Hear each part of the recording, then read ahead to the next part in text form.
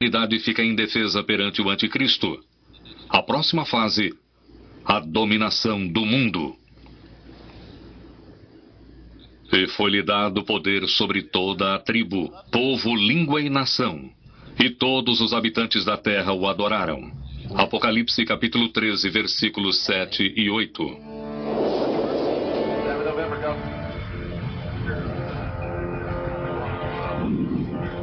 Agora, o anticristo reúne seus exércitos e se prepara para a mãe de todas as guerras. Uma última luta entre o bem e o mal. A batalha do juízo final chamada Armagedon.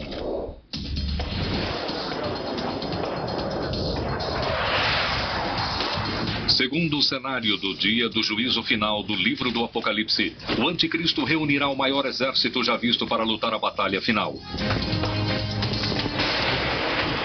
Alguns fundamentalistas até já marcaram o local da batalha no mapa. O anticristo chamará todos os exércitos do mundo para se juntarem em uma área bivac para depois marcharem 160 quilômetros para o sul e atacar Jerusalém. Os antigos hebreus chamavam essa área de Megido.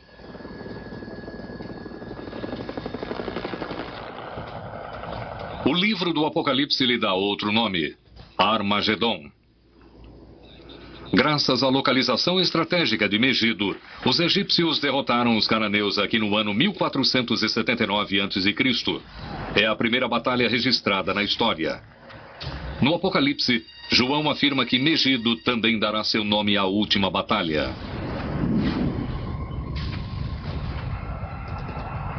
Segundo os que creem no cenário apocalíptico, apenas uma força ficará de pé contra o anticristo. Um grupo de refugiados cristãos e judeus que não foram levados aos céus, mas que se arrependeram. Então temos os exércitos chegando ao sul e atacando Jerusalém. E ele diz que haverá uma grande batalha lá e que metade da cidade será tomada pelo anticristo.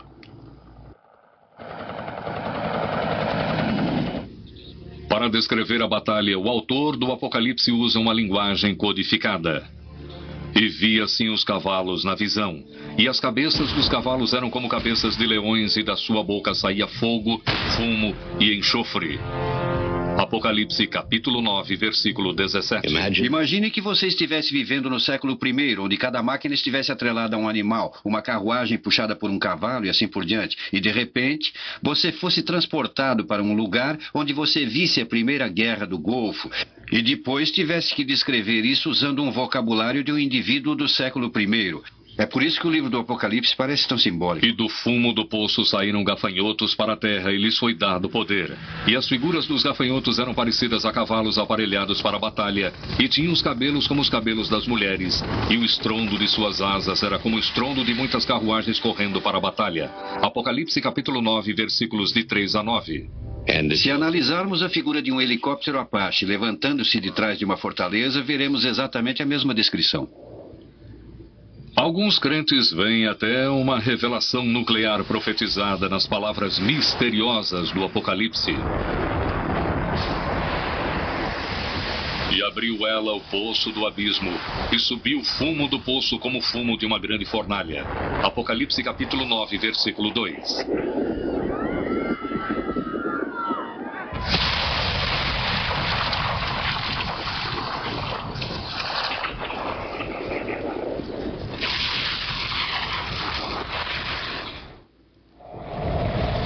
E as estrelas caíram do céu sobre a terra, e todos os montes e ilhas se moveram de seus lugares. Apocalipse capítulo 6, versículos de 13 a 14.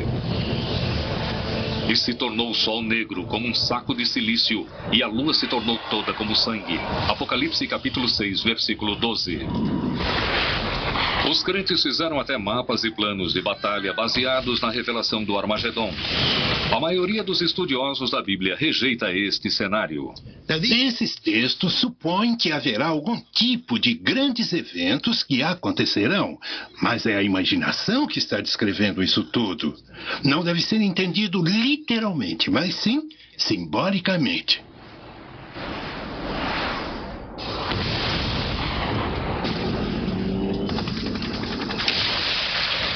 Nessa visão negra do Apocalipse, os crentes veem luz. Justo quando o anticristo parece estar à beira da vitória, ocorre um milagre. O céu se abre e as forças do próprio Deus descem dos céus. É o confronto final entre Cristo e o anticristo.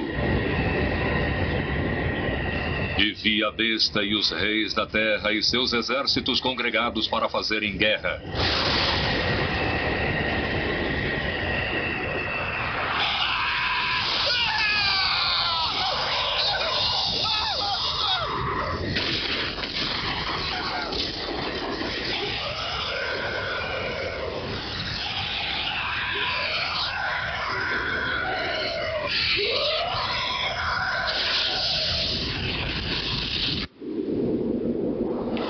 Mas a besta foi presa. Apocalipse capítulo 19, versículos 19 e 20. Depois de uma era de tribulações, uma eternidade de paz. E vi um novo céu e uma nova terra, porque o primeiro céu e a primeira terra se foram, e o mar já não mais existe. Apocalipse capítulo 21, versículo 1. O novo paraíso e a nova terra nos levam à eternidade. Será uma era gloriosa que nunca mais verá a presença do pecado, nem da iniquidade, que será governado por Deus por toda a eternidade. A maioria dos estudiosos admira o sentimento, mas rejeita o cenário. As pessoas querem tanto ver o mal derrotado que acreditam que haverá um Deus máquina, um Deus entrando na história vindo de algum lugar de fora. E aí você tem a ideia de Apocalipse, que é o tipo de grande guerra que virá no final dos tempos e torna possível a perfeição que a religião vem apontando todo esse tempo. Para muitos estudiosos, o Apocalipse tem sido mal interpretado desde que foi escrito. O Apocalipse tem sido principalmente popular entre os que veem o fim do mundo se aproximando rapidamente.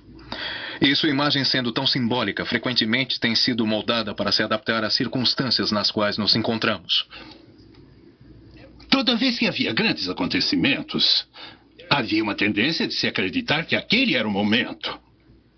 Até a vinda do reino, o Apocalipse será discutido, talvez porque a forma como foi escrito seja tão misteriosa quanto o que ele significa. Até seu autor é um mistério. Não temos ideia de quem escreveu a maior parte do Novo Testamento. Era muito comum para os primeiros judeus e cristãos escreverem em nome de pessoas famosas na fé. Os primeiros cristãos acreditavam que o Apocalipse foi escrito pelo apóstolo João.